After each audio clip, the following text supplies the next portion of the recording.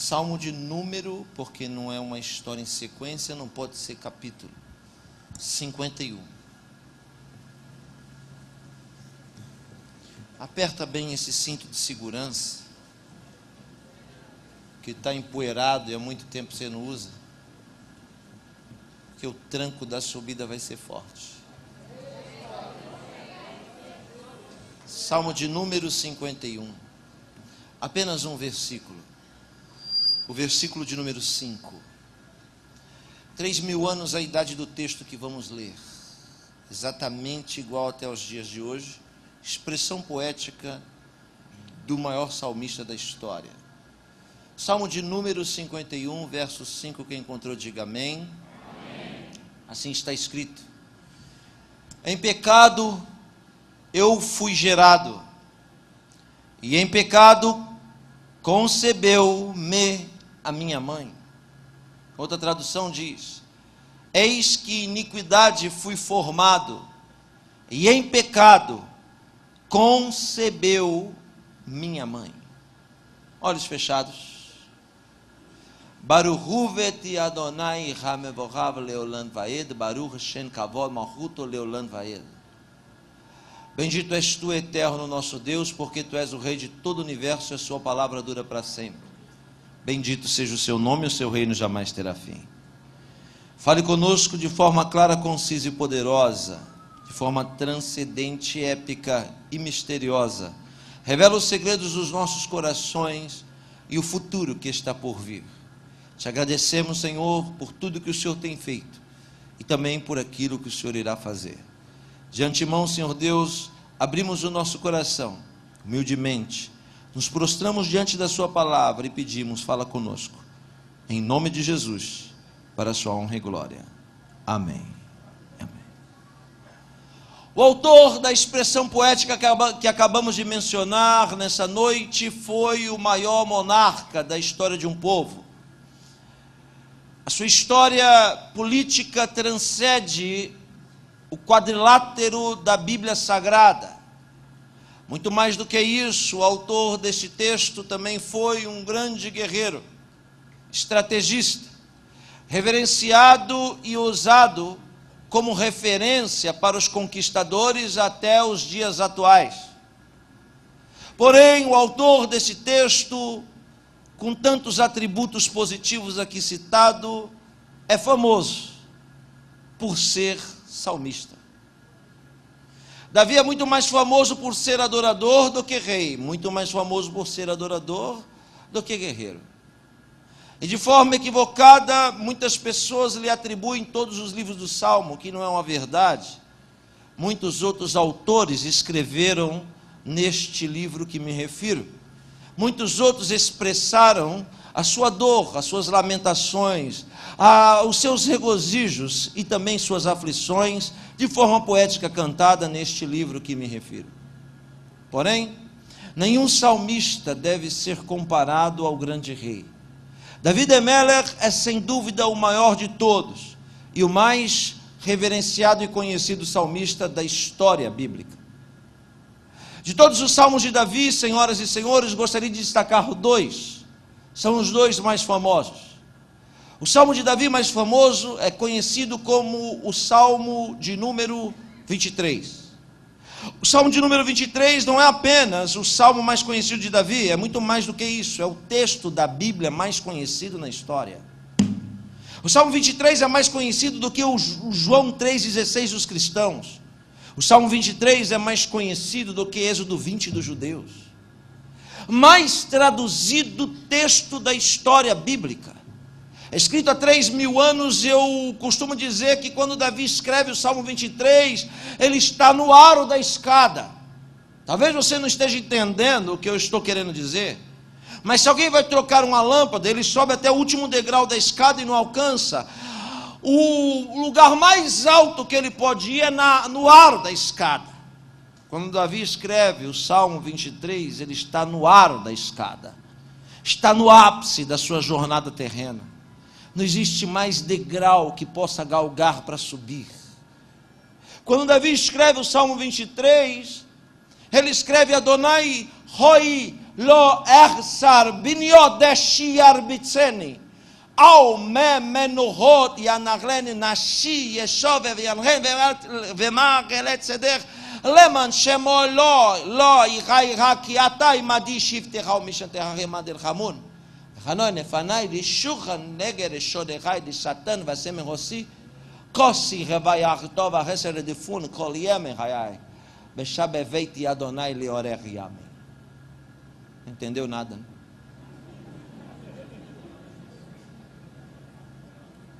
O Senhor é o meu pastor e Ele não me falta. Viu que o padre foi pobre quando traduziu? Ele traduz assim: o Senhor é meu pastor e nada me faltará. Olha como ele está com problema de visão. Porque o Senhor é meu pastor está aqui, ó, na vertical. Mas nada me faltará está na horizontal. O que Davi diz é o seguinte: o Senhor é meu pastor na vertical e Ele não me falta na vertical. Mudou? Mudou muito. O Salmo 23, ele consegue transpor os limites da religiosidade. Ele é tão conhecido que ele rompeu os arames farpados dos nossos conceitos e preconceitos. O Salmo 23 é semelhante a uma bacia cheia d'água quando algo cai dentro, se esparrama na história. É o texto mais traduzido do mundo, e você pode entrar na casa de um pagão, de alguém que nem sabe quem é Deus.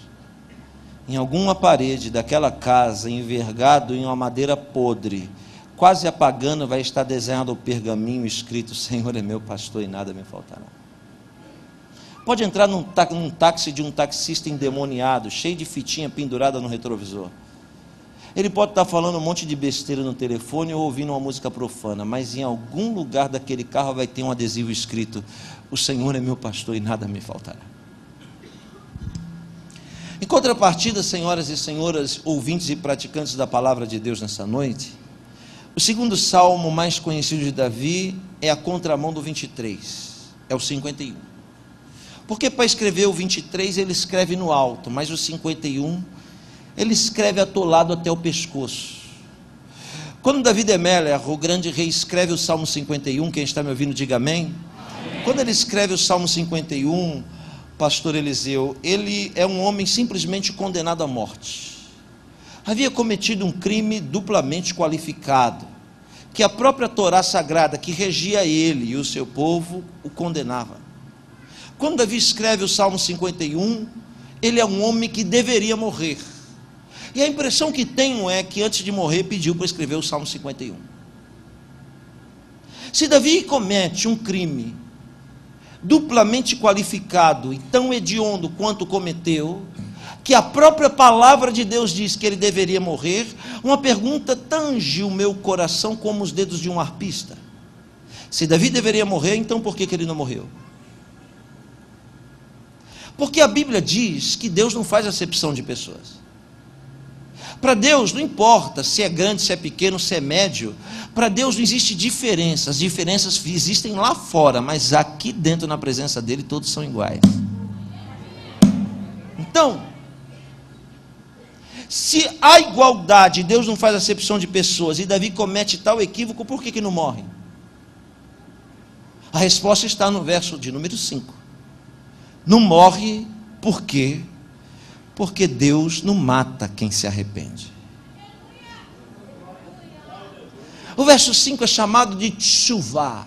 Em língua hebraica, tshuvá é a coisa mais preciosa que existe na alma humana. É a pérola da ostra. A tshuvá é o poder excomunal da alma humana, de poder se envergar o máximo possível para reconhecer o seu erro. Porque dura cerviz, cervical dura, é abominação para Deus. Davi não morre porque escreve o verso 5, que não discordo dos exegetas dos intérpretes da Bíblia Sagrada, que diz que quando Davi escreve o verso 5, está se referindo ao pecado de Adão e Eva. Mas eu não posso entender que Davi está falando da vida alheia para Deus, e por causa disso Deus o absolve. Porque para Deus só vale quando você fala de você para Ele, não dos outros. Davi não está falando nenhuma novidade se estiver falando de Adão e Eva. Não está falando da forma com que todos nós seres humanos herdamos a morte, porque todos nós nascemos sentenciados a morrer. Por que nascemos sentenciados a morrer?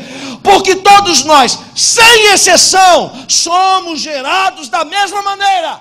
Todos nós somos resultados de um ato orgânico e sexual. Por isso estamos aqui. O pecado de Adão e Shon e Eva é esse. Eles passam a morte.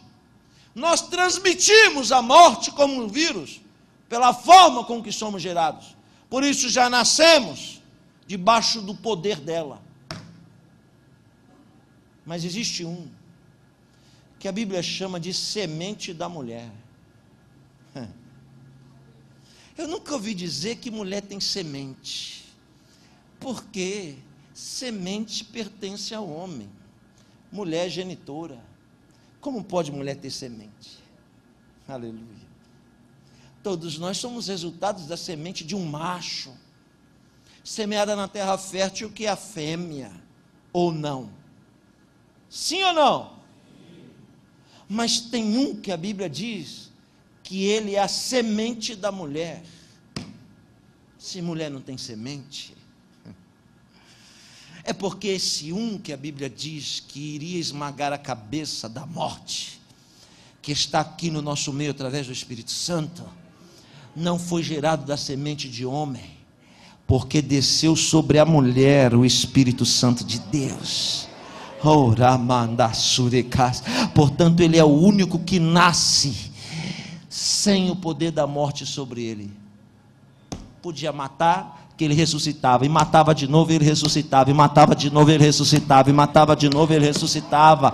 Aleluia, porque já nasceu sem o jugo da morte sobre seus ombros, e ele é maior do que a morte. Alguém podia só dar um aleluia para ajudar o pregador?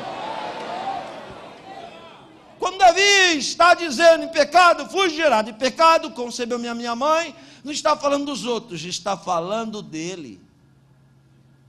E acredite, senhoras e senhores, está contando para mim e para você o maior segredo da vida dele e um dos maiores da Bíblia Sagrada. Davi está dizendo, em outras palavras, que ele não é filho da mesma mãe dos seus irmãos. Em outras palavras, um bastardo. Pera. Antes de você me queimar na inquisição dos seus pensamentos, permita-me lhe provar o que digo. Porque a gente tem essa mania de dizer que todo mundo é herege. Isso é coisa de papa.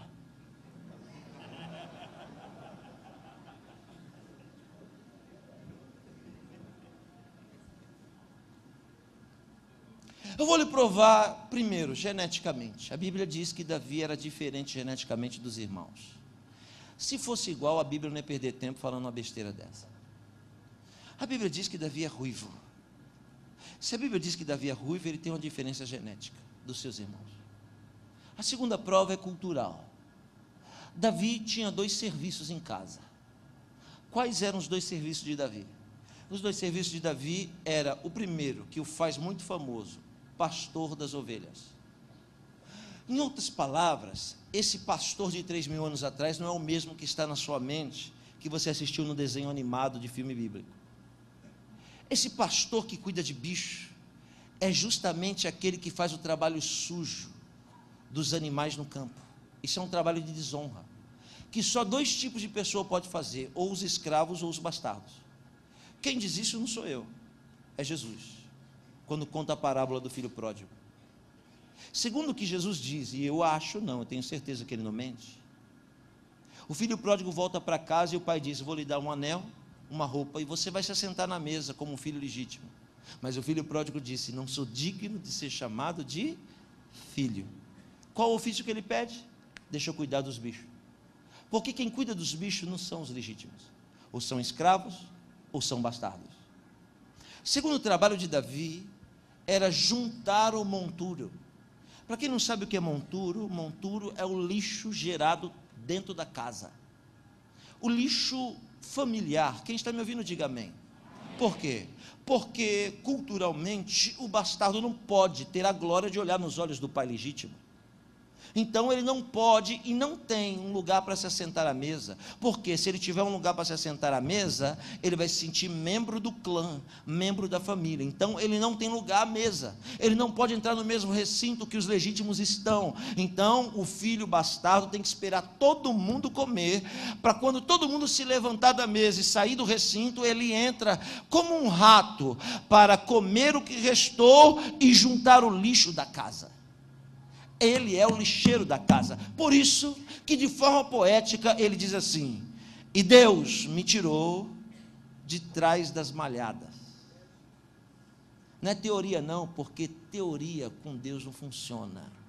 Só funciona quando você canta o que vive. Deus me tirou de trás das malhadas e me fez assentar entre os príncipes da terra. Em outro texto ele diz: e Deus me resgatou do monturo e me colocou entre os reis deste mundo. Aleluia! Ele está simplesmente cantando a trajetória épica de alguém desfavorecido, mas amado por Deus, que saiu de baixo, aleluia, e chegou em cima. Eu estou sentindo que isso vai acontecer com alguém aqui nessa noite. Então o bastardo não tem os direitos dos legítimos, ficam e moram no fundo. Se ele é bastardo, então Jessé comete um equívoco, um crime, chamado na Bíblia de adultério. Então por que ele não morre? Porque na verdade o que Jessé comete não foi um adultério. Jessé deve-se ter coabitado com uma mulher, primeiro sem aliança, e segundo em julgo desigual, não judia. Sendo assim, o crime desqualifica de adultério, pula pela segunda graduação chamada prostituição e desce para o terceiro nível, chamado fornicação. A pena para fornicação, segundo Deuteronômio e segundo Levítico, é 39 chibatadas em praça pública, num pelourinho. É uma vergonha, porque ele é levado e amarrado no pelouro, lá no meio da praça, e toda a cidade vem ver. Vai apanhar porque fornicou. 39 chibatadas é o máximo, vai depender de quem está executando. Pode ser bonzinho, amigo dele, pode ser um político corrupto. Falar assim, deixa der uma moedinha, eu bato só 3 vezes.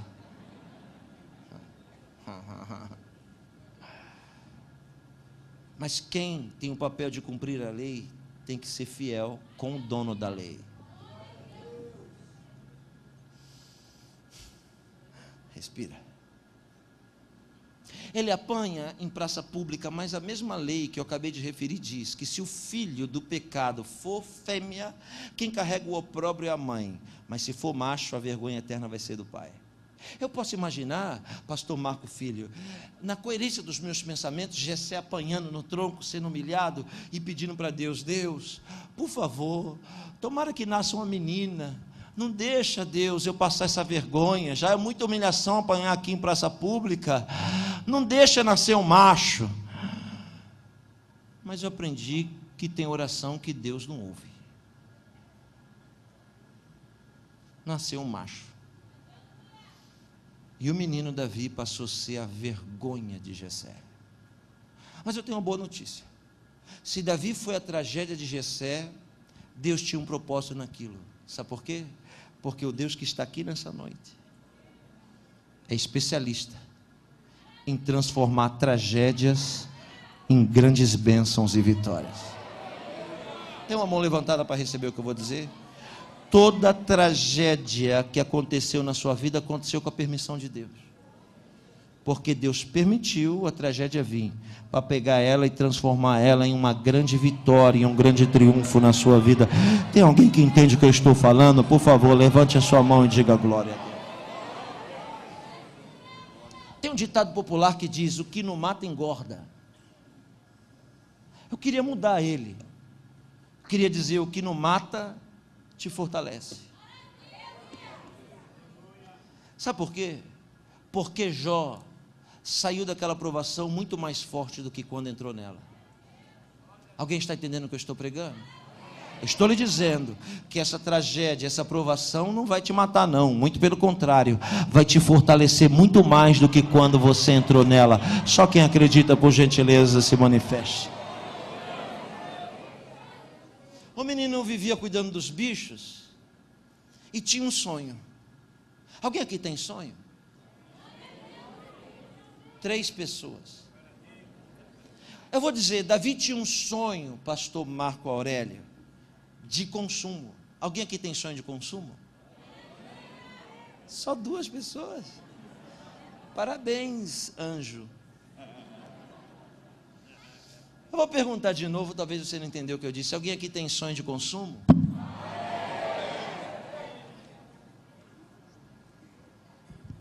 Os que você não quiser, manda para mim que eu aceito. Davi tinha um sonho de consumo. E Deus ia usar o sonho de consumo de Davi para colocar ele perto do sonho de Deus. Aleluia. Qual era o sonho de consumo de Davi? Eu vou lhe dizer. O sonho de consumo de Davi era comer queijo. É daí que sai a tese que Davi era mineiro. Eu não concordo. Olhe para cá. O sonho de Davi era comer queijo, por quê? Olhe para mim, redobre sua atenção.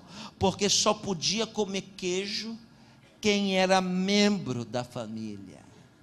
Queijo, há 3.000 anos atrás, era comida de nobre.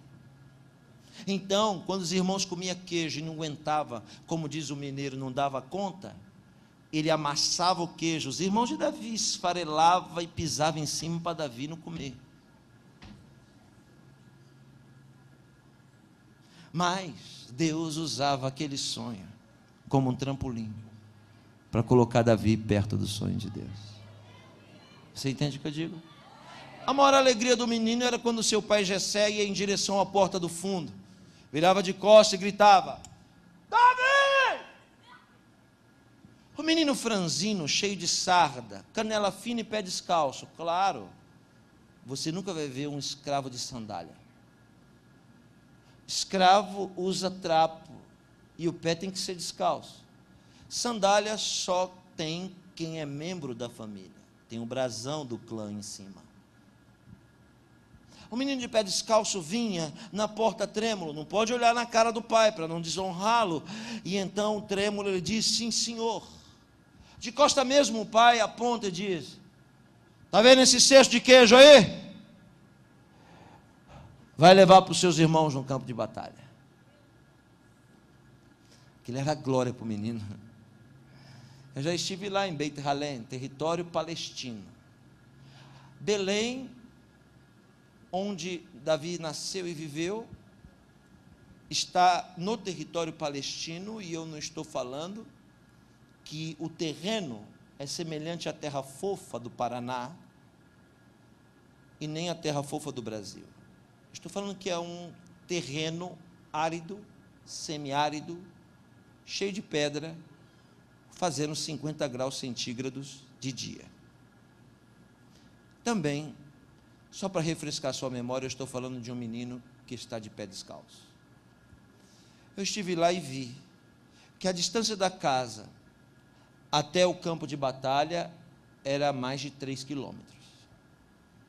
O menino juntava aquele cesto pesado nas costas e partia correndo pelo deserto. Talvez aquele cesto pesava mais do que ele, porque toda missão tem que pesar mais do que aquele que a carrega. A missão que você tem é muito maior do que você. O menino ia carregando queijo e não tinha ninguém naquele deserto com a bandeirinha dizendo: vai Davi, estamos torcendo por você. Não tinha nenhum irmão do círculo de oração dizendo: Davi, seja forte, corajoso, estamos orando. Não tinha ninguém correndo como os maratonistas do lado, um copinho de água dizendo: está com sede, garoto. Não. Deserto é lugar de solidão. Apenas uma voz o aguardava quando ele parava para descansar. Covarde, aquela voz que se aproveita dos nossos pontos vulneráveis, das nossas fraquezas. Aquela voz que deveria dizer para o menino assim: e aí, Davi, chegou a hora, hein? Não é queijo que você quer? Respira fundo e sente o cheiro dele. É só pegar um e já resolveu. Aliás, os seus irmãos nem sabem quantos queijos tem aí. Eles nem imaginam quantos queijos tem. Por que você não pega um queijinho desse e come? Eles amassam o queijo para você não comer. Não é a chance de você pegar um queijinho desse, Davi. Mas eu vou lhe dizer com toda garantia, Davi nunca pegou um queijo daquele. Sabe por quê? Porque Deus não trabalha com ladrão.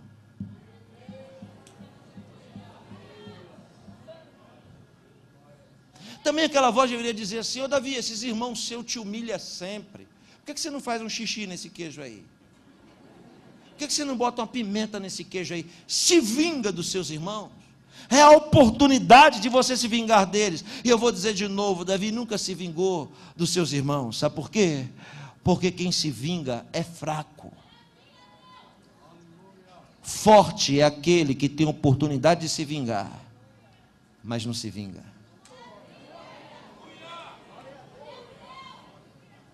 Por isso eu vou lhe dizer, não seja frouxo, não seja fraca. A oportunidade de se vingar vai aparecer escancarada na sua frente nos próximos dias. E o Espírito Santo te trouxe aqui só para lhe dizer: não se esqueça, não se vingue, porque eu te fiz forte. Forte é aquele que tem a chance de se vingar, mas não faz, não se vinga. Aleluia. Não tinha ninguém ali olhando Davi, ele poderia ter feito todas essas coisas. Então eu aprendi o princípio do Evangelho, que tudo que a gente faz e todo mundo vê, Deus não enxerga. Só contabiliza para Deus aquilo que você faz e ninguém está vendo, positivo ou negativo. Jesus diz: o que a mão direita dá, a esquerda não pode saber. Quer vitória? Não ora no meio do povo, não. Entra no teu quarto em secreto e clama ao Senhor teu Deus. Para Deus só vale o que você faz e ninguém está vendo. Por isso, ser crente aqui, levantar a mão aqui, cantar a coisa mais linda do mundo. Mas a pergunta que tange o meu espírito como os dedos de um arpista é: quem é você quando ninguém está te vendo? É a mesma espiritual que está aí? É o mesmo santo quando abre a internet e não tem ninguém por perto? Ou você muda? Para Deus só vale o que você faz e ninguém vê. Que aqui as coisas são fáceis. Davi nunca titubeou naquele deserto, carregando aquele cesto de queijo, durante muitos anos. Ele ia e voltava. Pastor Eliseu, imagine que cena. Aquele menino de canela fina, todo suado, levando queijo e trazendo. Mas olhe para cá, preste atenção. Ninguém carrega queijo a vida inteira. Vai chegar um dia que Deus vai arrancar o cesto de queijo das suas costas e vai colocar a capa pesada da realeza de Israel. Alguém está entendendo o que eu estou falando ou não? Nenhum trabalho no Senhor é vão. Deus não deve nada para ninguém. Não vai ser para mim nem para você que Deus vai dever. Ele paga, e paga muito bem pago. Alguém está me entendendo? Diga amém. A grande questão, sabe o que é? Que a gente quer a capa, mas não quer carregar queijo. Todo mundo quer, eu quero, eu creio, crê, mas não quer carregar queijo. Não sei que fé é essa. Está achando que Deus é bobinho?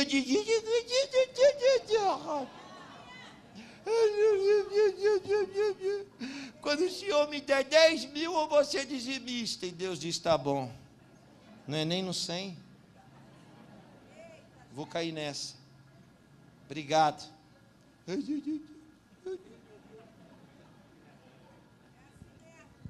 Tem crente que acha que Deus é bobo.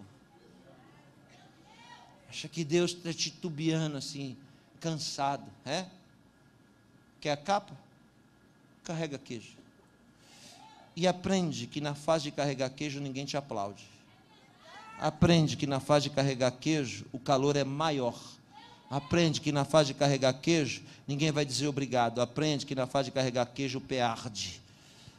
Mas compensa, compensa, compensa. Foi dito aqui pela boca dessas meninas, ser fiel que compensa. Imagina que o menino levava aquele cesto de queijo e entregava logo para o mais velho. E o mais velho, com vergonha daquele opróbrio, batia o pé e dizia: vai, rapaz, some, desaparece, vai embora. E eu disse que Deus usava o queijo com trampolim, para trazer ele para perto do sonho de Deus. Pastor, como eu vou saber qual é o sonho de Deus para a minha vida? Quando aquilo que está ao seu redor te atrai. Qualquer coisa que atrair o seu espírito é sonho de Deus. Tem gente que não gosta de ouvir a palavra. Tem gente que diz: ai, que vontade de ir para casa dormir. Então vai. Mas tem gente que para ouvir a palavra fica 5 horas ouvindo. Por quê? Porque o sonho de Deus para a vida dele é que ele seja pregador. Porque aquilo que você aprecia no espírito é o que Deus tem para a sua vida. Merecia um aleluia. Tinha algo que atraiu o espírito daquele menino de pé descalço, daquele homem desfavorecido. O quê? Era quando ele ia voltando embora, que ele ouviu o barulho da guerra. Quando ele ouviu o barulho da guerra, eu sinto a presença do Senhor aqui. Quando ele ouviu o barulho da espada, eles treinando, plá, plá, o cavalo relinchando, e aqueles homens tratando dos escudos, aqueles homens pulindo as espadas, o barulho da guerra fazia o menino parar e correr risco, abrir os arbustos e olhar, e ficar olhando ao barulho de guerra e sonhando. O sonho de Deus é muito elevado, é muito grande, é quase intransponível, é quase inatingível. Aleluia, mas mesmo assim ele teimava em sonhar o sonho de Deus. E devia dizer: quem me dera que eu fosse um soldado. Não, um ajudante de soldado. Ah, quem me dera que eu fosse um escudeiro. Ah, eu queria só limpar as crinas dos cavalos. Eu queria só polir os escudos. Eu queria só estar lá na guerra. Quem me dera que eu fosse o menor do exército de Israel. Mas eu vou lhe dizer que aquela voz devia aparecer para ele e dizer assim: quem? Você, Davi? Se põe no seu lugar, hein? Olha de onde você veio. Olha quem é a tua mãe. Você nunca vai ser soldado de Israel, menino. Aprende, não tem chance. Ataló e Yehudim. A sua mãe não é judia. Você não pode servir o exército. Ataló, lolabrit, hartikal, não tem a circuncisão. Você é bastardo, desfavorecido, está sonhando em ser soldado. Ei, acorda! Mas permita-me, senhoras e senhores, em dizer que é verdade, Davi nunca foi soldado de Israel, mas foi general. Permita-me lhe dizer, Davi nunca foi escudeiro de nenhum soldado de Israel, mas foi presidente da república. Você não entendeu o que eu disse? Tem uma mão só para receber? Ou precisa das duas? Uma mão você recebe só a metade da bênção. Com as duas você recebe ela toda. Ouça bem e recebe o que eu vou lhe dizer. Tudo que as pessoas impediram você de ser é porque era muito pequeno. Aleluia. Ninguém tem poder de impedir coisa grande acontecer na sua vida. Impediram você de ser soldado, mas não vão impedir você de ser general. Onde estão as pessoas que entendem o que eu estou pregando aqui nessa noite? E pode abrir a boca só para dar um aleluia exaltando o nome do Senhor.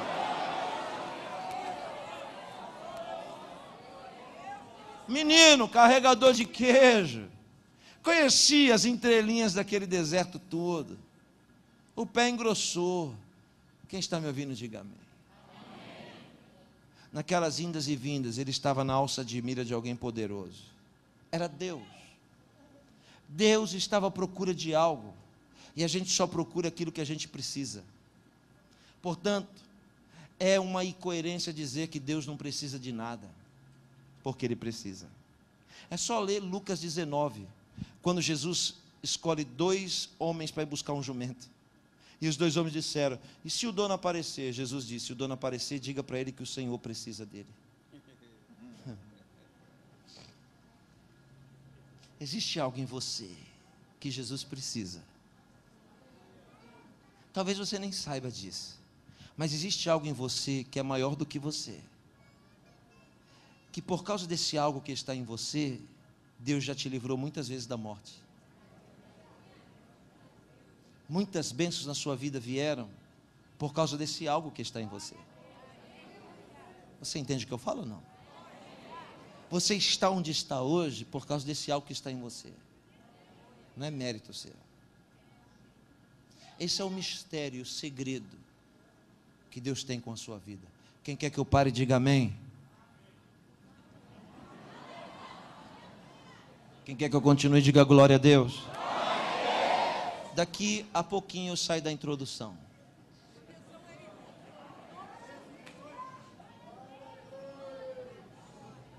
Deus estava à procura de algo, patriarca. O que Deus precisava? De um rei? Não, claro que não. Deus não precisava de um rei, porque Israel já tinha um rei. Chamava-se Saul, da tribo de Benjamim. Deus precisava de um guerreiro? Também não, porque Saul era um guerreiro. Deus precisava de alguém, pastor, alto, forte, musculoso, com bíceps, tríceps e outros íceps, assim, grandão? Também não. O que Deus precisava? Deus precisava de algo que não está fora, está dentro. Deus precisava de um coração. Porque Saul tinha tudo, que era bom, mas tinha uma coisa que lhe faltava, que era necessária. E tem coisas que a gente tem que é muito bom, mas não resolve. Deu tempo de você pensar o que eu disse. Talvez você não tenha muitas coisas boas, mas pode ter uma apenas que resolve. Aleluia. Deus olhava o menino indo e voltando naquele deserto, sem murmurar, sem reclamar, e Deus disse: encontrei o que eu precisava. O que Deus faz? Pega o Nextel e chama Samuel no rádio. Samuel na escuta. Samuel responde: na escuta, Deus, pode falar. Deus disse para Samuel: encontrei o que eu precisava. Samuel disse: que bom, que legal. Onde está? Deus disse: liga o GPS e anota o endereço. Tribo de Judá, o Amazonas da Federação, o maior estado do país. Lembrando que Samuel está no norte e Judá está no sul. Quando Deus diz tribo de Judá, Samuel diz: pô, Deus, assim você me arrebenta, porque lá longe, é grande, como é que eu vou encontrar? Deus diz: anota aí, eu estou dando endereço. Quando você chegar na tribo de Judá, vai procurar uma cidade chamada Casa do Pão. Nunca ouvi falar, claro, porque ninguém ouviu falar antes, porque o filho ilustre ainda não tinha nascido. Quando você chegar na Casa do Pão, você vai procurar a casa de um homem chamado Jessé. Aí é que eu penso que Samuel deve ter dito: que nome brega. É porque a gente só sabe quem é Jessé por causa de Davi. Aleluia. Você não entendeu nada do que eu disse. Eu vou traduzir para você entender. O nome do seu triunfo vai na sua frente. O nome da sua vitória vai na sua frente. Por causa da sua vitória, as pessoas vão saber quem é você. Por causa do que Deus fez na sua vida, as pessoas vão saber quem é você. Olha lá, 3, 4, 5, 6. Aí. Aleluia. Tem alguém sentindo a presença de Deus aqui? Quando Samuel diz: tá bom, é para ir lá, Deus diz: é.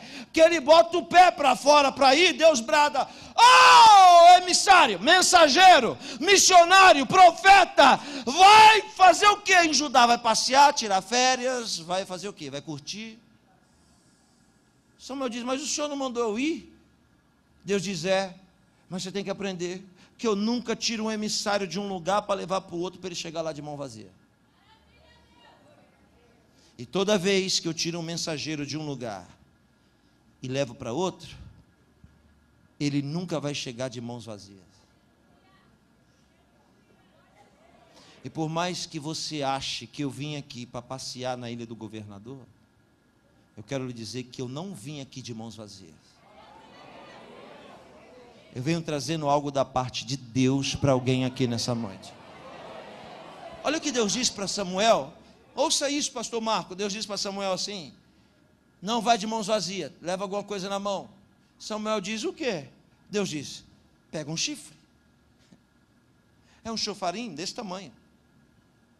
É uma trombeta usada para Rosh Hashanah e Yom Kippur. Um chifre, um chofarim, pega um chofarim, pega um chifre. Quando a Bíblia fala chifre, a Bíblia está falando de força. Lembre-se, força não é poder. Porque força é ação física.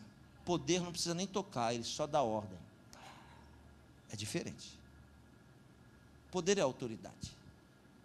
Deus disse: pega um chifre, força, e enche ele de azeite. Azeite quer dizer unção. Azeite quer dizer? Unção. Azeite quer dizer? Unção. E chifre quer dizer? Força. Se azeite quer dizer unção, o que é unção? Primeiro, unção não é dom. Sabe por quê? Porque dom Deus dá para quem também não é salvo. É Jesus que diz que muitos vão chegar e dizer: em teu nome expulsamos demônio, dom. Em teu nome curamos enfermo, dom. Em teu nome falamos em outra língua, dom. Mas Jesus vai dizer: mesmo cheio de dom, não parou de praticar iniquidade. Apartai-vos de mim. Agora, unção, não. Unção Deus só dá para quem tem a marca da promessa. O que é unção? Unção é uma capacidade extraordinária que não existe no mundo de baixo, só existe no mundo de cima. Unção não se encontra em Harvard, em Oxford, na UFRJ, ninguém estuda unção na Unicamp nem na USP. Unção não se encontra em prateleira de supermercado, nem em banca de jornal. Não existe a matéria unção, aleluia, que dê capacidade de unção para quem estuda em seminário, porque unção pertence a Deus, e Ele dá para quem quer, quando quer, da maneira que quer e para aquilo que quer. Aleluia, levante a mão e recebe o que eu vou dizer. Unção só serve para três coisas: primeiro, para fazer você ser o que nunca seria; segundo, para fazer você ter o que nunca teria; e terceiro, para fazer você chegar onde nunca você chegaria. Levante a mão e recebe o que eu vou lhe dizer. Deus te trouxe aqui, te escolheu para te ungir. Ele vai fazer três coisas a partir de hoje na sua vida. Vai te dar o que nunca você poderia ter, aleluia. Vai fazer você ser o que nunca você seria, e vai fazer você chegar onde nunca você sonhou chegar. Só quem acredita que levanta a mão e dá um grito de glória para fazer a ira do governador tremer.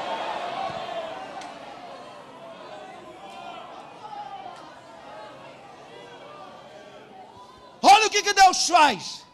Samuel leva a unção de força para Belém. Por quê? Porque tudo que Deus manda entregar é justamente aquilo que a gente está precisando. O que eu vim fazer aqui? Te entregar o que você está precisando. Por que é unção de força? Porque Deus, quando olhou para Davi, visualizou qualidades, mas onde ele era fraco, Deus agora vem socorrer para dar força. Por que Samuel vem com a unção de força para Davi? Porque Deus de uma só vez, é forte que eu vou dizer agora, meu Deus, eu recebo isso. Porque Deus de uma só vez ia soprar o nome de Davi no mundo inteiro. Como Deus vai soprar o nome de Davi sem internet, sem Twitter, sem Facebook, sem rádio, sem televisão, sem microfone? Como? Eu vou lhe explicar. Colocando Golias na vida dele.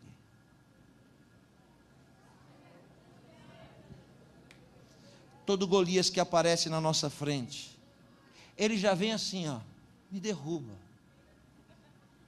Porque ele vem só para você derrubar ele. Todo Golias vai ser oportunidade de Deus fazer as pessoas ao seu redor saber quem é o Deus que você ama e quem é o Deus que você serve.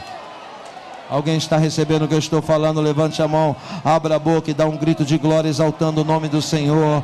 Porque esse Golias apareceu só para Deus glorificar o nome dele na sua vida. Deus pensou: vou colocar Golias de uma só vez, eu vou fazer o nome de Davi ser conhecido no mundo. Mas eu sei que Davi tem uma mira boa, mas o braço é muito fino.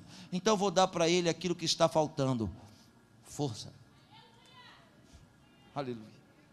Muita gente acha, e não sabe, muita gente acha que Sansão era um musculosão, grandão assim, fortão, halterofilista, lutador de UFC. Você imagina alguém forte entrar aqui e dizer: o que foi, rapaz? Está duvidando do quê? A gente fala: não é nada não, senhor. Fique em paz, aleluia, glória a Deus.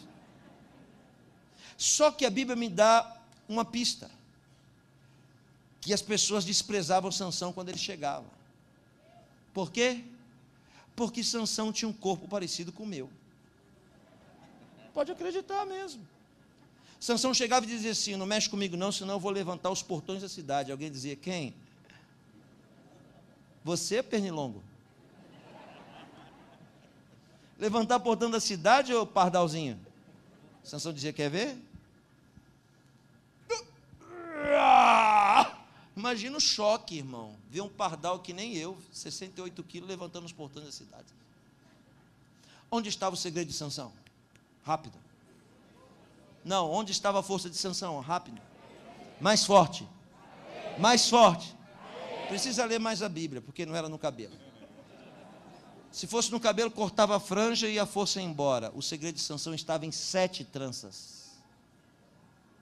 São de cabelo, mas não é o cabelo, é as 7 tranças. Por que as 7 tranças? Porque as 7 tranças eram um candelabro virado de ponta cabeça, derramando azeite constantemente sobre a vida dele. Samuel vem trazendo aquele chifre com a unção sobrenatural de força que Deus vai dar para alguém aqui nessa noite. É só 4 pessoas que precisam de força, né? Os outros estão tudo forte. Tem alguém que precisa de força aqui hoje? Então você vai receber o que está te faltando. Aleluia, Deus vai te fortalecer. Samuel vem atravessando o país está em choque, em estado de alerta. É 11 de setembro de 3.000 anos atrás. O Todo-Poderoso, os 3 poderes, executivo, legislativo e judiciário. O homem era poderoso. Vem atravessando o país, de norte para o sul, dias, segurando um chifre cheio de azeite. Quando ele entra em Belém, ele chega. Quando ele entra em Judá, ele chega em Belém. Quando ele entra em Belém, ele acha a casa de Jessé. Quando ele chega na casa de Jessé, ele bate na porta. Jessé devia estar assistindo, vale a pena ver de novo. Desprovido de atenção. Pensando na morte da bezerra, na conta que tem que pagar amanhã, segunda-feira. Né? Jessé. Quando alguém bate na porta, o serviçal de dentro, que alguém vai chamar de garçom, de mordomo, mas é o serviçal de dentro. Não se distrai agora, preste atenção.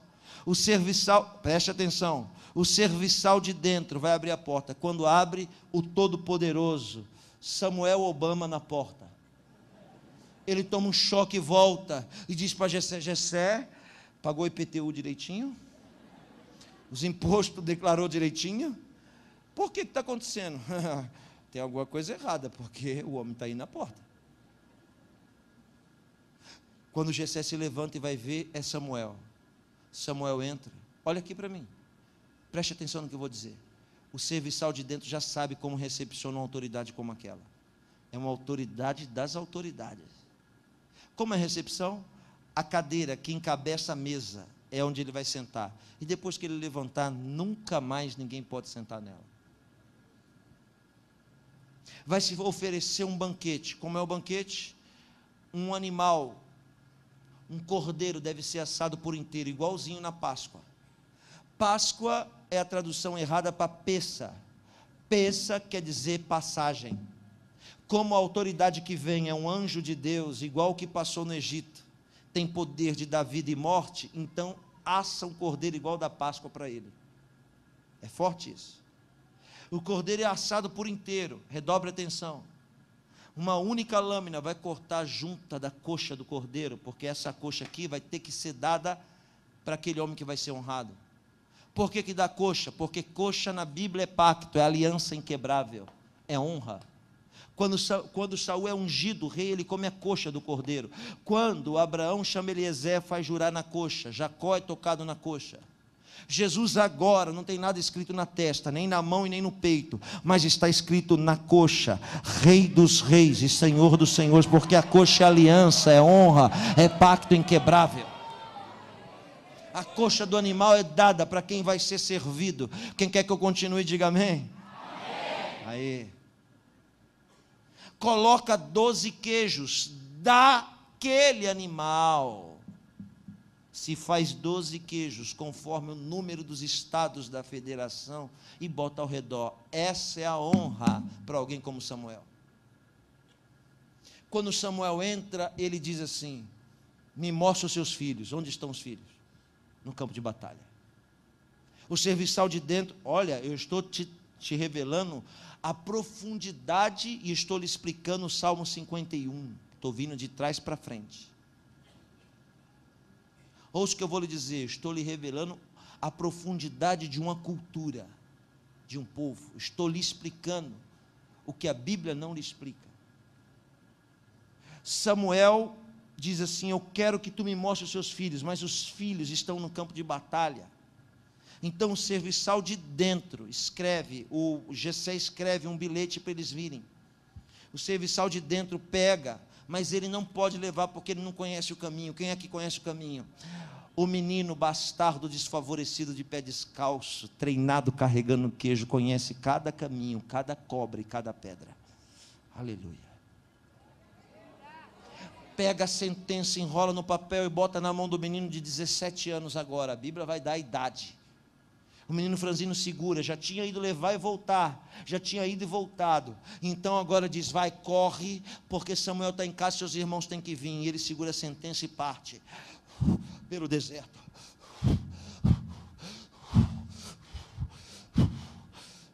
Mal sabia ele que a maior vitória da vida dele já estava em suas mãos.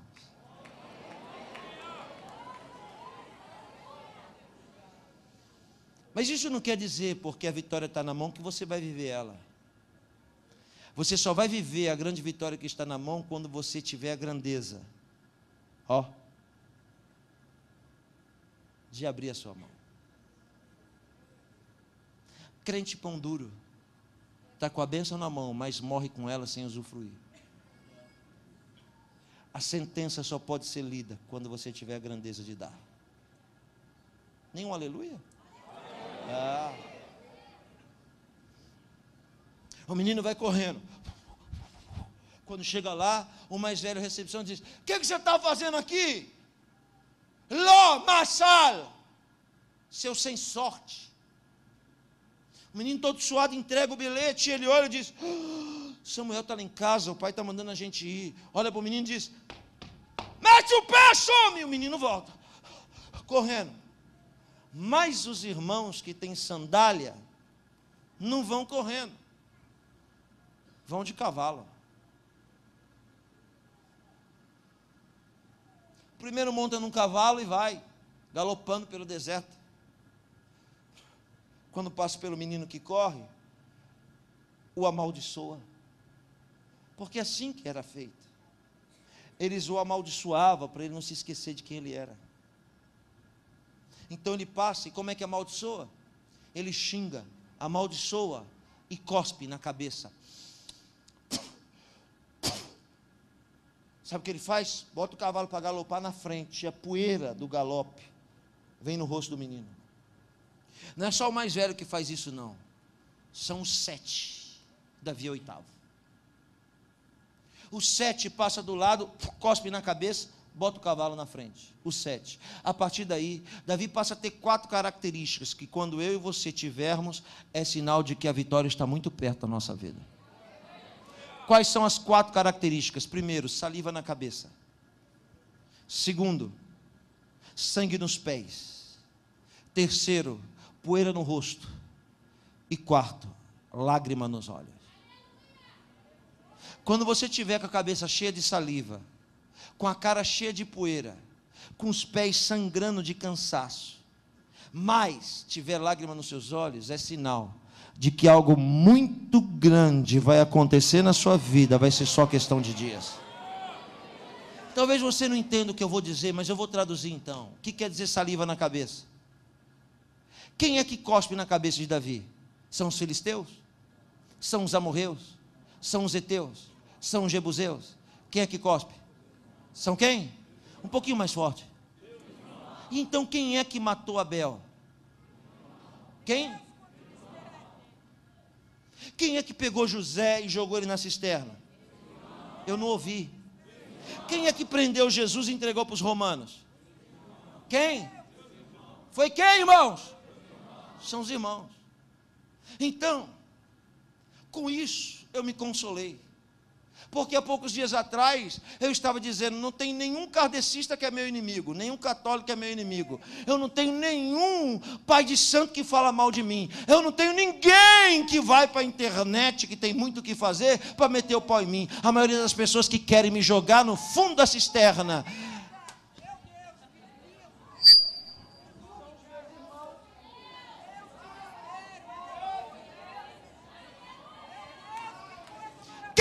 que fica cuspindo na cara do outro? São os irmãos. Quem é que fica lá amaldiçoando a vida alheia? São os irmãos. Os irmãos. Os irmãos. Mas eu quero lhe dizer que não tem saliva que para uma missão, que não tem saliva que para uma unção, e que não tem saliva que para um chamado. Alguém pode só dar uma glória a Deus bem forte, exaltando? Recebe aí você, porque eu não sou vítima sozinho não. Quando alguém se levantar para falar de você, fica triste não. Isso é um sinal de que uma grande vitória está muito perto. Segunda característica, poeira na cara, sabe por quê? Porque você está correndo, você está querendo a sua vitória, mas alguém vem de cavalo e bota você para o final da fila. Eu tenho uma palavra boa para isso. É que os primeiros serão os últimos, e os últimos serão os primeiros.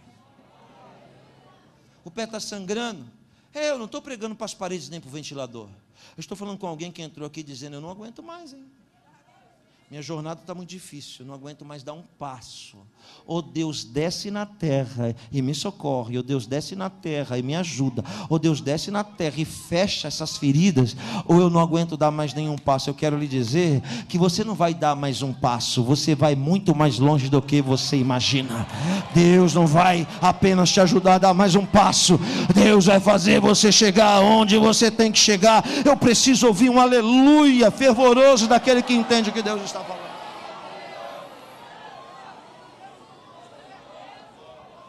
O primeiro chega, ó, tríceps, bíceps e outros íceps, grandão, fortão. Quando Samuel olha, ele diz, está aí, é ele.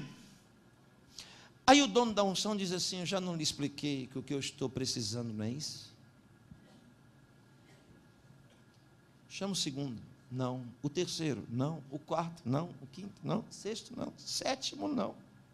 O menino chegou, mas não foi para a festa não, o menino foi lá para o fundo, sentou em cima do monturo. Eu estou explicando o Salmo 51, tá bom? Daqui a pouco eu vou para a mensagem. Ele senta em cima do monturo, lá no fundo, e tenta limpar saliva com as próprias mãos. Alguém me mandou esses dias assim no Twitter, quem cala consente. E eu respondi, então Jesus consentiu. Porque ninguém ouviu ele falar nada. Se você responder o que o diabo fala, você está se rebaixando ao nível dele. E ouça bem o que eu vou lhe dizer. Fui pregar num lugar no Nordeste, e o sonho do irmão era que eu fosse na casa dele. O sonho dele. Era um sonho. Mais de 69,5 para mim ir na casa dele. Aí minha assessoria falou, tem um rapaz aqui nessa cidade, vamos lá. Eu falei, vamos lá na casa dele. Aí fui, quase morreu do coração. Entrei para dentro da casa, mas tinha um cachorro que não parava de latir lá fora. 15 minutos esse cachorro rachando de latir, rachando de latir, rachando de latir. Redobre a atenção no que eu vou dizer. Aí eu falei, irmão, por que esse cachorro late tanto? Ele disse, sabe por quê? porque antigamente ele comia aqui no pé da mesa, e agora ele não pode mais entrar.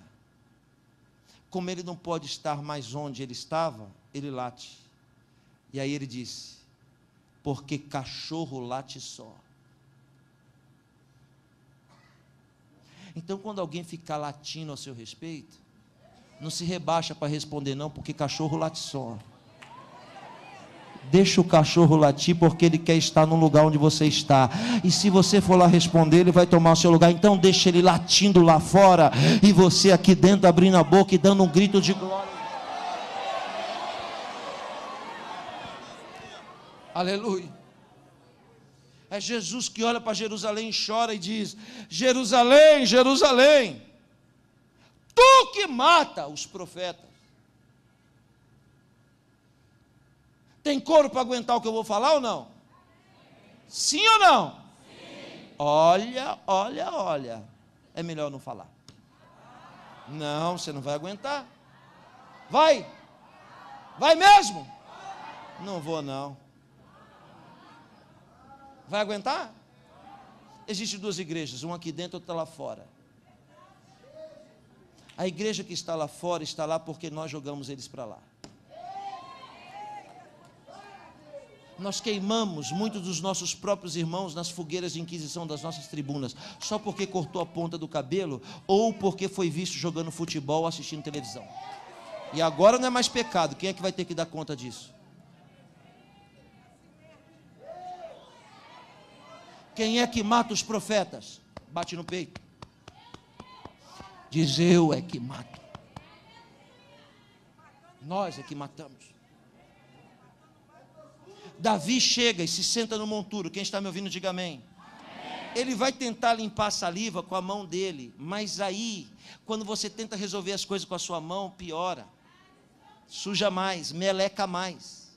Então deixa a saliva secar. Saliva seca. Ele ouviu dizer que no livro de Jó, Jó tentou cicatrizar as feridas com cinza. Então ele mete o pé na cinza do lixo e tenta cicatrizar, mas cinza é passado, e passado não cicatriza a ferida de hoje. Só existe uma coisa que fecha a ferida hoje: aquilo que você vai receber aqui, a unção do Espírito Santo. Davi está lá no lixo tentando se limpar, é o barulho de festa em casa. Passou o primeiro não, o segundo não, o terceiro não, o quarto não, o quinto não, sexto não, o sétimo não. Aí ele disse assim: peraí, eu acho que eu me equivoquei, Deus deu o endereço errado. Aí o dono da unção disse: não, pergunta para ele se ele tem mais algum filho. Aí o profeta encosta em Jessé e diz: me diz uma coisa, senhor, por acaso o senhor tem mais algum filho? Eu posso imaginar Jessé abaixando a cabeça, chutando o chão, porque para profeta não se mente, hein? Ele chuta o chão e diz assim: sabe o que é? Então, né? Eu tenho um aí, mas sabe como que é, né? Ele assim não é bem assim. Eu vou dizer, ele é pastor de ovelhas. Samuel, conhecedor da cultura, diz: filho que não é guerreiro e é pastor, é bastardo. Samuel mata a charada na hora. É bastardo? E se é bastardo, nunca sentou na mesa e nunca comeu queijo. O que Samuel diz? Ah é? Tem um? Então tá bom, manda chamar, e ninguém vai se assentar à mesa antes que o menino chegue.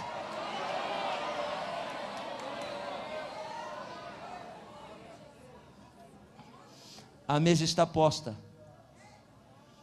Todo mundo está achando que o lugar é deles, mas a mesa está posta para te honrar. Lá no seu trabalho, lá na sua escola, aleluia.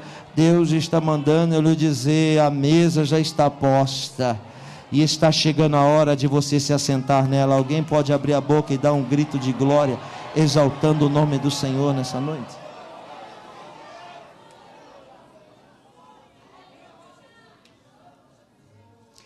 O mesmo que gritou humilhando o menino a vida inteira, agora é obrigado pela força do poder, da autoridade, a ir lá chamar ele para triunfar, para vencer. O mesmo que arrebentou, agora é forçado a ir lá chamar para a vitória. Ele vai na porta, vira de costas e grita: Davi! O menino deve ter pensado assim: já levei queijo hoje, já levei bilhete, o que será, hein? Deve ser para me fazer de bobo da corte lá em casa. Mas mesmo na expectativa de humilhação, ele é obediente. Tem alguém que quer ser abençoado aqui nessa noite? Então, aprende o que eu vou lhe dizer. Toda a bênção de Deus só vem por um caminho, chamado obediência. Não a expectativa, mas a obediência. Não seja rebelde.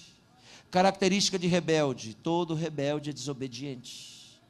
Não aceita a autoridade que lhe é imposta. Seja obediente.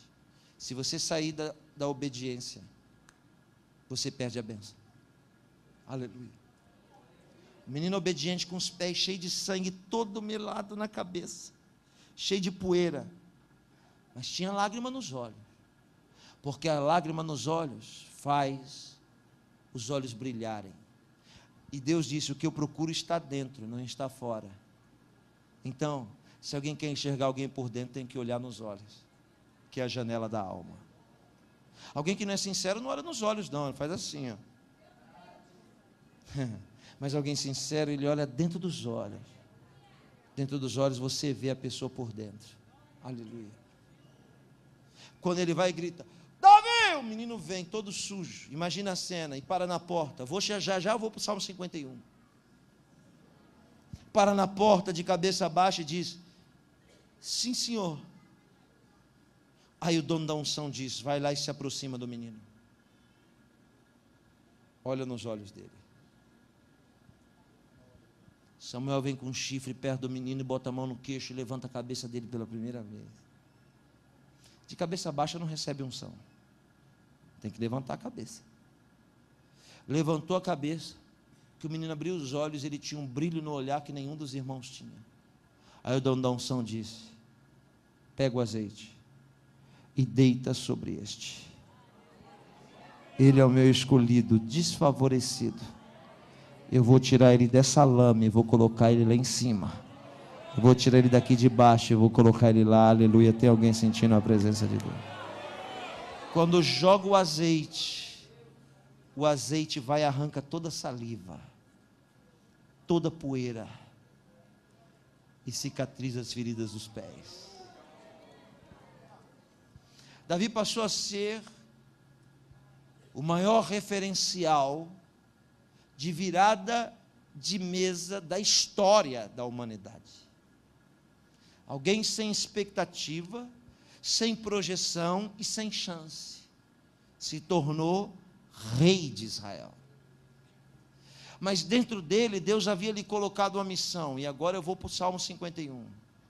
Ele nasceu para uma missão. Quantos aqui nessa noite têm uma missão? Você nasceu para uma missão. Ela é maior que você. Qual a missão de Davi? A guerra. Mas um dia ele disse assim: hoje eu não vou para a guerra, cansei. Hoje eu não vou. Manda outro no meu lugar. Um erro é você mandar outra pessoa fazer o que é para você fazer. Davi quis mandar outro no lugar dele, e ele quis ficar em casa sem fazer nada. Já ouviu aquele ditado popular que diz que mente desocupada é... Lembrou? Davi fica no palácio e começa a observar as janelas e as portas ao seu redor. E aí ele olhou uma porta que ele nunca tinha observado, porque não tinha tempo. Mas a mente desocupada fez ele focar naquela porta. Oh, aquela porta, eu nunca abri ela, hein? Quer saber? Hoje eu vou abrir. E ele abriu uma porta que ele nunca deveria ter aberto. Levou para o alpendre do palácio, que está ao derredor do palácio, porque a Bíblia diz que os anjos do Senhor acampam-se ao redor, mas ao derredor estão os alpendres, onde as unhas do nosso inimigo nos alcançam, onde a gente vai poder ver o que a gente nunca deveria ter visto. Ele vai para o alpendre, pastor Marco, e se debruça nele. Ele gostou do alpendre. Quando ele olhou, ele viu uma mulher se banhando. Batseba, não é nome próprio. Batseba quer dizer filha de Seba, nome do pai. Não é nome próprio. Ele olhou e viu Batseba tomando banho e disse: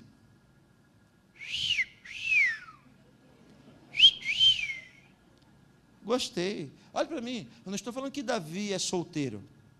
Não estou falando que Davi é divorciado. Estou falando de um homem que tem 1000 mulheres no seu harém. Não sei se tinha 1000 sogra, mas tinha 1000 mulheres. Mas mesmo tendo 1000, ele quis aquela. Olha o que ele faz, olha para mim, mordomo de dentro. Vai lá e busca. O mordomo foi, obediente. Vai falar não para o rei? Chegou e disse: o rei te chama, vai rápido.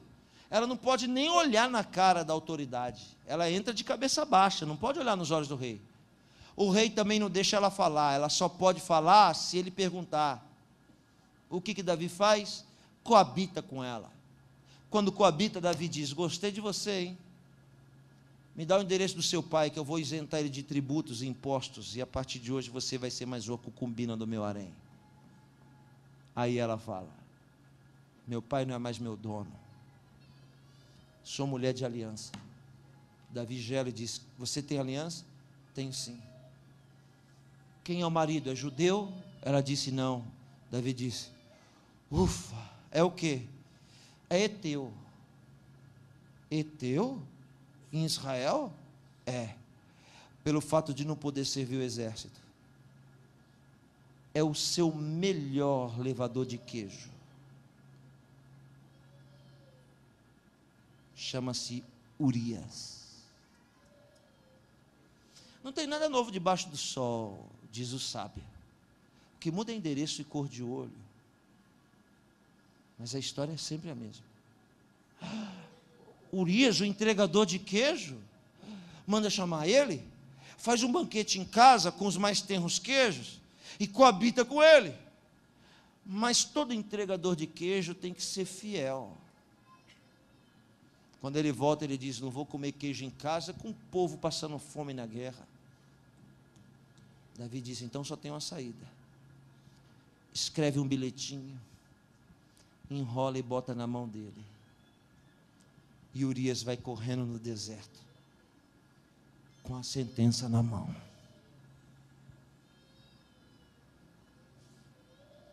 Parece que eu já contei essa história para você, né? Quando Urias chega, entrega para quem? Para o general da cabeça. O general olha e diz: tá bom. Urias é colocado na frente da batalha e morre. A notícia chega por intermédio de outro. Davi diz: problema resolvido. Não, porque quando Deus não tem um Samuel, Deus tem um Natã. Deus é o Senhor de todos os profetas. Natã, vai na casa do grande rei e prega para ele. No final da mensagem faz uma pergunta. A resposta vai ser a sentença para a vida dele. Natã chegou e a mensagem é simples. Um homem tem 100 e outro tem 1. O que nós vamos fazer com esse que roubou a única do outro?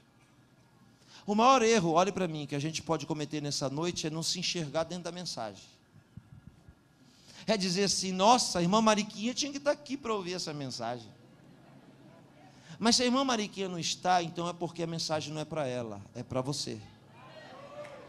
Porque Deus não fala de quem não está presente. Davi não se viu na mensagem, sabe, irmão? E diz: ah, irmã Mariquinha vai pagar caro, a gente tem que matar esse fulano. Mas aí tem o poder da revelação na mensagem. Toda mensagem tem que ter revelação, porque a mensagem é o esforço transcendente do Espírito Santo para fazer você entrar dentro dela. Quando ele diz: ah, tem que matar, tá bom, eu só preciso lhe dizer uma coisa: esse homem é você. Quando a revelação vem, a primeira coisa que ela faz, ela arranca com as unhas compridas toda a escama do nosso olho. Davi se enxerga, bota a cara no chão, Salmo 51 agora, redobra a atenção, e diz: sou eu. Peraí, antes de me matar, deixa eu escrever meu último salmo. Tá bom. Ele começa a escrever o 51. O primeiro versículo ainda é condenado à morte, o segundo ainda é, o terceiro ainda é, o quarto ainda é, mas quando ele escreve o quinto, Deus manda o decreto dizendo: se arrependeu? Então eu não vou matar. Quando Davi vai escrever o quinto versículo, ele se lembra, agora é forte que eu vou falar, ele se lembra de onde Deus o tirou. Quando ele se lembrou, porque já tinha esquecido, olha como é forte, aqui, sabe o que ele faz?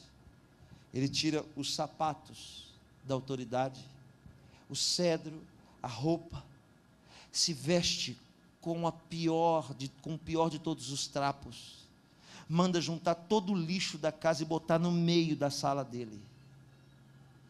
Ele se enfia as duas pernas no monturo, começa a chorar compulsivamente, como no dia que foi humilhado. Ele mesmo cospe na própria mão e bota na cabeça, senta em cima do lixo e escreve o verso 5: em pecado fui gerado, e em pecado concebeu minha mãe. Ele está se lembrando de onde ele saiu e de onde ele veio. Para terminar, muita coisa em nós Deus tolera, menos a ingratidão. O Espírito de Deus está descendo aqui através dessa palavra, para lhe dizer: lembra de onde eu te tirei.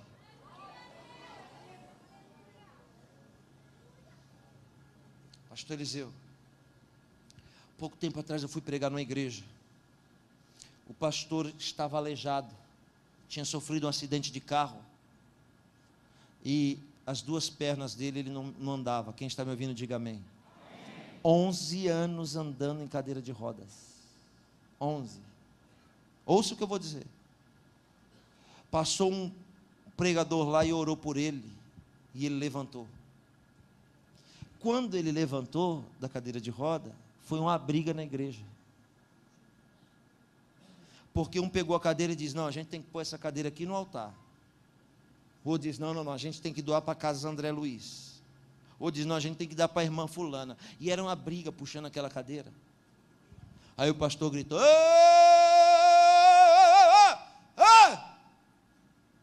ninguém vai ficar com essa cadeira, porque essa cadeira ainda é minha. Eu vou ficar com ela. Alguém gritou: pastor, para que o senhor quer a cadeira de rodas, o senhor está andando? Ele disse: negativo. Agora que eu vou precisar dela muito mais do que antes. Para quê, pastor?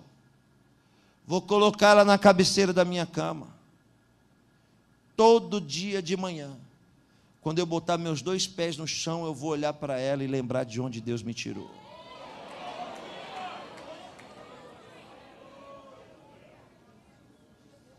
Por isso que eu vim aqui lhe dizer: não joga fora a sua cadeira de roda, não. Mantenha ela bem perto de você, para toda vez que você olhar para ela, você se lembrar de onde Deus te tirou. Feche os seus olhos. Um filme vai passar agora na sua mente. Um filme vai passar. É Deus te lembrando de onde Ele te tirou. Você lembra? Você lembra? É Deus dizendo: eu te escolhi dentre os seus irmãos na sua casa. Ninguém é igual a ti. Muitos olharam para você e disseram que você não ia dar em nada, que você só sonhava, que você dizia que Deus ia fazer. E agora? E agora que eu fiz? Eu sou o Senhor teu Deus, que te tirei do monturo, que arrebentei as algemas da escravidão que te prendia. Lembra? Quando clamaste, e as entidades não fizeram nada, e os deuses não fizeram nada, eu te amei primeiro, porque sem tu me conhecer, eu fui lá e te livrei do Egito. Portanto, eu sou o Senhor teu Deus. Não terás outro Deus diante de mim.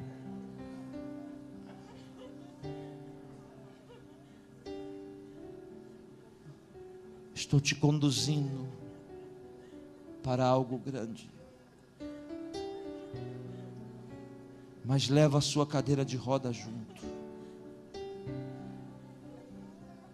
Deixa o espinho da carne latejar bem forte. Ele vai inflamar. É para você não achar que você é melhor que os outros. É para você não achar que você é mais santo que os outros. Para você ter humildade.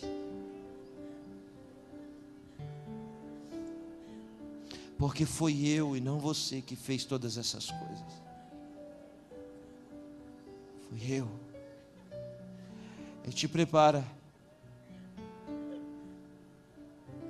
para algo muito maior que está chegando. Eu tenho visto todo esse tempo que você carrega queijo. E muita gente ainda te chama de puxa-saco. Só porque você carrega queijo. Mas ninguém vai carregar queijo a vida inteira. Estou fortalecendo os seus ombros. Quando eu ver que você se acostumou com o peso do queijo, eu vou tirar o queijo e vou pôr a capa pesada da minha unção. Eu vou lhe dar um minuto para você falar com Deus agora do seu jeito. Enquanto o tocador vai aumentar o volume do piano, faz o que está dando vontade de fazer. Se lembra de quantas guerras você sobreviveu. Quantas vezes que você orou dizendo de noite: é melhor eu morrer porque eu não vou aguentar não, hein? Então o Senhor não deixa eu acordar. E você nem sabe como essa tempestade passou. Você está aqui de pé. Está aqui. Porque a missão que Deus te deu é maior do que você. É por causa dela, que está dentro de você.